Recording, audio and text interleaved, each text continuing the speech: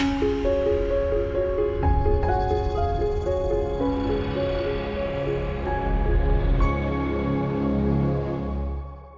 prix littéraire de la Matmut, au fond, récompense un ou une écrivain ou écrivaine qui n'a pas eu accès au monde classique de l'édition, qui est donc un auteur anonyme, qui, comme beaucoup de Français, car les Français adorent les romans, écrit un roman et cherche à être publié. Donc le prix Matmut, au fond, c'est un prix de découverte et donc de révélation. Alors, c'est comme ça que je qualifierais comme original. Parce qu'effectivement, le fait qu'on aille chercher des gens qui n'ont jamais été publiés et qui, peut-être depuis de longues années, le souhaitent, et qu'on les choisisse, qu'on les sélectionne, ça a quelque chose par rapport à d'autres jurys, d'autres prix littéraires, de profondément original et méritant. Bien évidemment, j'ai accepté avec plaisir et avec honneur de présider ce jury et ce prix parce qu'il est différent des autres prix littéraires. Je fais encore partie d'un ou deux prix, d'un ou deux jurys classiques, où on travaille avec les éditeurs, les bouquins sont déjà parus, les auteurs sont plus ou moins déjà connus. Là, j'avais affaire à quelque chose de profondément original, comme je viens de le dire, et comment dirais-je, très valorisant, et qui m'a permis en plus, qui nous permet d'ailleurs à tout le jury, d'aller à la rencontre de l'inconnu, de la surprise. Bon, c'est pas compliqué, c'est un jury, je pense, on doit être une dizaine à peu près, et il y a presque une majorité de femmes, et tant mieux, parce que les femmes savent lire et écrire. Et puis il y a disons une variété de représentations, monde de la culture, du journalisme, de l'édition, de la musique, et même des gens qui n'ont pratiquement rien à voir avec l'édition, qui sont simplement des bons lecteurs.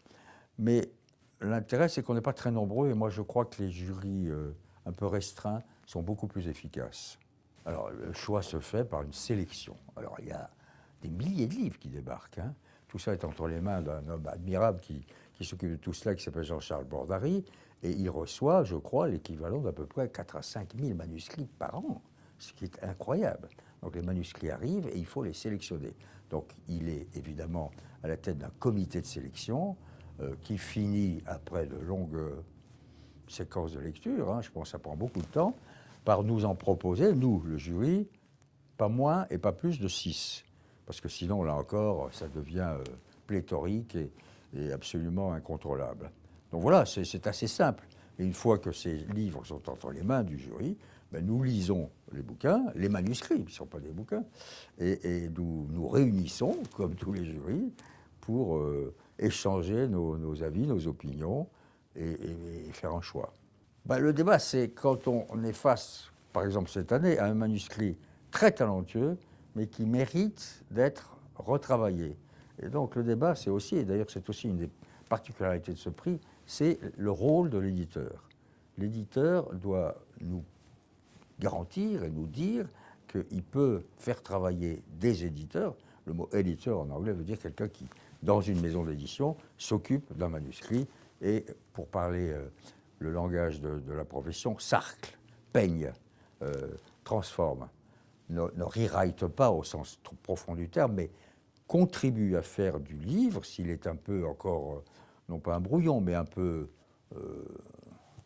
de bout de décoffrage, à le rendre beaucoup plus lisible, intelligible et publiable. Donc il y a beaucoup de travail avec aussi l'apport de la maison d'édition. Voilà. Et donc cette année, c'était le cas typique d'un manuscrit fascinant et passionnant, mais qui avait absolument besoin d'être réorganisé. Alors dans la dernière sélection, d'abord l'auteur, Bottero, est malin comme un singe, il a trouvé un titre formidable. « Tu riras moins quand tu connaîtras les hommes ». Ça dit tout. Et donc ça nous a déjà beaucoup attirés. On s'est dit, voilà quelqu'un. Moi j'ai une idée, comme écrivain d'ailleurs, et même comme parolier et cinéaste, j'ai toujours pensé que le titre, c'était le concept. Que déjà le titre disait beaucoup de choses. Bien, donc il y a eu cela, bien sûr, mais il y a aussi le fait que son écriture est foisonnante et riche, que la construction est très intéressante, un peu compliquée, mais elle mérite justement d'être un peu restructurée, et qu'il fait preuve, ce garçon, car il est très jeune, d'imagination et d'invention. Et il y a une passion, il y a une violence, il y a véritablement des portraits tout à fait saisissants qui font que le débat n'a pas été véritablement difficile. Hein. C'était plutôt, on se mettait tous d'accord sur le fait que s'il fallait choisir ce manuscrit-là, c'était à la condition que l'auteur accepte que l'éditeur véritablement s'implique dans une amélioration du texte. Je crois que c'est surtout la caractéristique de Bottero, la même imagination. Hein. C'est quelqu'un qui... je crois que ce n'est pas son premier manuscrit d'ailleurs, je crois qu'il a passé sa vie à écrire, il est encore jeune, je crois que ses parents l'aident beaucoup. Et non, il dominait le lot, il domine le lot nettement. Et la seule question, encore une fois, c'est qu'on a demandé un délai pour la décision définitive pour relire le manuscrit une fois qu'il aura été peigné, comme on dit encore une fois.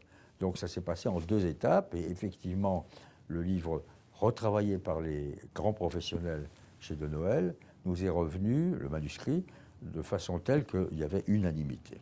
Les relations auteur-éditeur dépendent de si l'auteur existe déjà, qu'il a déjà eu, qu'il a déjà une carrière, un passé, déjà un palmarès, un CV, appelez ça comme vous voudrez.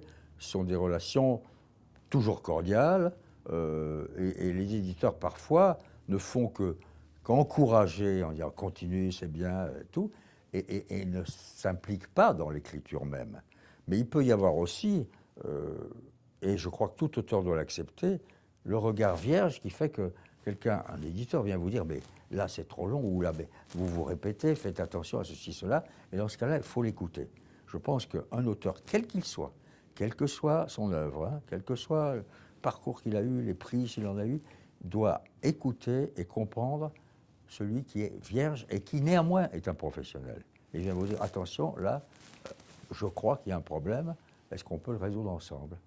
Donc c'est un dialogue. Le dialogue éditeur-auteur, il peut être très facile, très simple. Je ne connais pas d'auteur qui serait assez bête pour ne pas accepter l'avis d'un professionnel.